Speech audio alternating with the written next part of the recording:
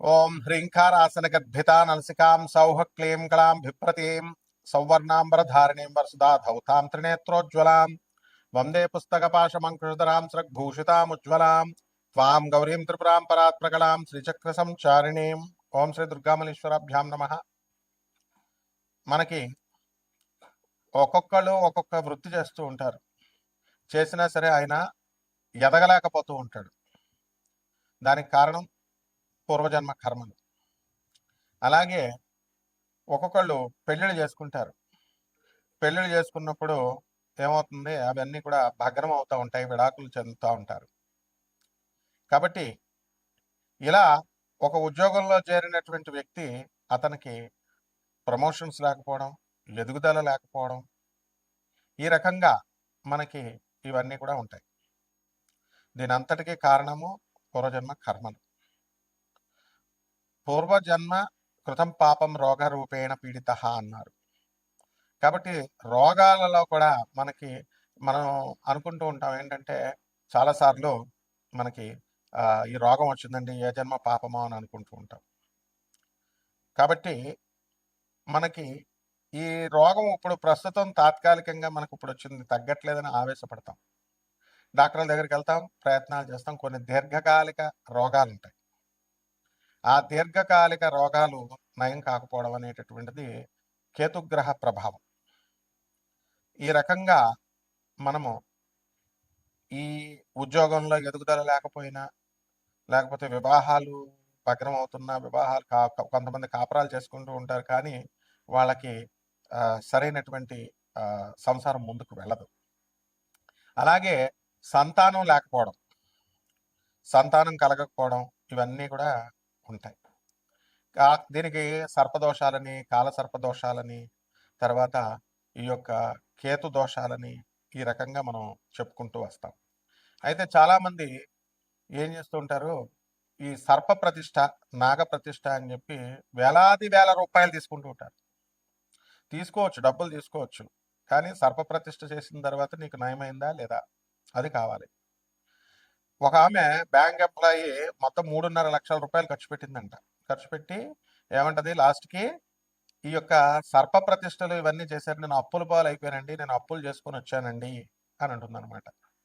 ఆ విధంగా ఈ యొక్క సర్ప ప్రతిష్టలు ఇవన్నీ కూడా చేయడం జరుగుతుంది.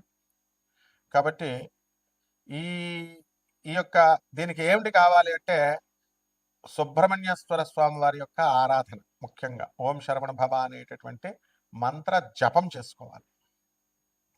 కాబట్టి మనము ఈ యొక్క కాలసర్ప దోషాలు, మంగళ దోషాలు, శని దోషాలు, ఈ అనంతాది నవకుల నాగదేవతల పూజలు, ఇవన్నీ కూడా మనం చేసుకోవాల్సినటువంటి అవసరం ఉంది. అది ఇంట్లోనే చేసుకోవాలి, ఒకళ్ళు చేసేది కాదు. నీకు ఆకలేస్తే నువ్వు తినాలి, పక్కవాడు చేసేది కాదు. ఈ రకంగా మనకి జ్యోతిషంలో ఉన్నటువంటి గ్రహాల యొక్క స్థితిగతులను బట్టి మనకి అర్థమవుతూ ఉంటుంది. గురువు రాహుతో కలిసిన, కేతువుతో కలిసిన గురు చండాల దోషము, దైవం పైన మనకి ఈ యొక్క భక్తి అనేటటువంటిది కొంతకాలం ఉంటుంది, దానికి చెడగొట్టడానికి ఎవడో ఒకడు వస్తూ ఉంటాడు. అలాగే నమ్మక ద్రోహులైనటువంటి వాళ్ళు స్నేహితులుగా రావడం, ఇలాంటివన్నీ కూడా జరుగుతూ ఉంటాయి. కాబట్టి మనం చేయాల్సినటువంటి పనులు ఏంటంటే, మనము రవి కేతువుతో ఉంటే పితృదోషాలని, ఈ పితృదోషాలన్నీ కూడా మళ్ళీ పరిహారం కోసం పితృదోష మోక్షనారాయణ బలి పూజ, ఇవి అన్ని లక్షల రూపాయల్లో వీళ్ళు దోచిపడేస్తూ ఉంటారు. కాబట్టి మనం చేయాల్సినటువంటిది ఏంటంటే, కేవలము గురువు యొక్క అనుగ్రహముతో మాత్రమే మనకి ఇటువంటి దోషాలు పోతాయి. ఇటువంటి హోమాల వల్ల, యజ్ఞాల వల్ల, వీటి వల్ల ఏమీ ప్రయోజనం ఉండదు. కేవలం వాళ్ళ మాటల గారడీతో వాళ్ళు చెప్తూ ఉంటారన్నమాట. ఇలా 1,00,000 రూపాయలు ఇవ్వండి, మేము 10 మంది పంతులు గారులను పెట్టి, లేకపోతే 9 పంతులు గారులను పెట్టి మేము చేస్తున్నాం. నీకు రిజల్ట్, అవుట్కమ్ అనేటటువంటిది, అవుట్పుట్ అనేటటువంటిది అవసరం. ఈ రకంగా మనకి గ్రహాలన్నీ కూడా ఈ తండ్రి అనారోగ్యం వల్ల, లేకపోతే తండ్రి యొక్క సలహాల వల్ల వీళ్ళు నష్టపోవడాలు, ఇలాంటివన్నీ కూడా తండ్రి సలహాల వల్ల లేదా తల్లి సలహాల వల్ల మనం నష్టపోవడాలు ఇలాంటివన్నీ కూడా జరుగుతూ ఉంటాయి. తండ్రి నష్టపోవడం వల్ల ఏమవుతాయంటే అండి, తండ్రి సలహాల వల్ల నష్టపోవడం అనేటటువంటిది మనకి పితృదోషం. అలాగే చంద్రుడు స్ట్రాంగ్‌గా ఉండకపోయినా మీకు ఏమవుతుంది, మాతృదోషం అనేటటువంటిది ఏర్పడుతుంది. కాబట్టి మనం చేయాల్సినటువంటి పనేంటంటే, ఈ మనము సాధన అనేటటువంటిది మనం చేసుకోవాలి. గురు సాధన. జగద్గురువులైనటువంటి దత్తాత్రేయ స్వామి వారు, జగద్గురువులైనటువంటి కృష్ణుడు, మరి దక్షిణామూర్తి, ఇలాంటి వాళ్ళని మనం ఆరాధించుకోవాలి. రాఘవేంద్ర స్వామి, ఆ జగద్గురువు అయినటువంటి ఆదిశంకరాచార్యులు వారు. మధ్యలో ఈ పూజల పేర్లతో, హోమాల పేర్లతో, యజ్ఞాల పేర్లతో వచ్చేటటువంటి వాళ్ళు చేసేటటువంటివి ఏవి కూడా కలిసి రావు. నిర్మోహమాటంగా కలిసి రావు. వీళ్ళు ఏమన్నా పవర్స్ ఉన్నటువంటి వాళ్ళ, వీళ్ళ చేసేదేంటి మీకు పూజలు? ఇది చూసుకోవాలి. కేవలం వాళ్ళ పొట్టకూటి కోసం తీసుకుంటారా అంటే పొట్టకూసు కోసం తీసుకోవట్లే, అడ్డంగా తోపిడీ అనమాట. కాబట్టి ఈ 12 ద్వాదశ రాశుల మీద మనకి ఇప్పుడు ఏ విధంగా ఉంది పరిస్థితి, వీళ్ళకి ఏమైనా సర్పదోషాలు, ఈ యొక్క గుర్చండాల దోషాలు, ఇవన్నిటి వల్ల మనం ఎదగలేకపోతున్నాము, ఒక్కొక్క రాశి వారిగా మనం చూద్దాం. మేషరాశి. ఈ మేషరాశి వారికి అందరికీ కూడా ఇప్పుడు శుక్ర మోఢం నడుస్తుంది, ఏలినాటి శని జరుగుతుంది. అలాగే ఈ యొక్క రవి మనకి 15వ తేదీ నుంచి డిసెంబర్ 15వ తేదీ నుంచి ధనుస్సు రాశిలోకి మారడం. మరి ఈ లోపల మనకి కుజ, బుధ, శుక్రగ్రహాలు వృశ్చిక రాశిలో ఉండడం. ఆ తర్వాత మనకి ఈ యొక్క కేతువు సింహరాశిలో ఉండడం. గురుడు డిసెంబర్ 5వ తేదీ దాటిన వరకు కర్కాటక రాశిలో ఉండడం. ఆ తర్వాత మళ్ళీ మిథున రాశిలోకి వెళ్ళడం జరుగుతుంది. దీనివల్ల మేషరాశి వారి ఆదాయాలు కనుక మనం చూసుకుంటే గత వారం కంటే ఈ వారం తగ్గినాయి అని మనం చెప్పాలి. అలాగే ఖర్చులు కూడా అధికంగా మీకు పెరగడం అనేటటువంటిది జరుగుతుంది. అలాగే ఈ రాశి వారికి శత్రుపీడ అనేటటువంటిది ఎక్కువగా ఉంటుంది.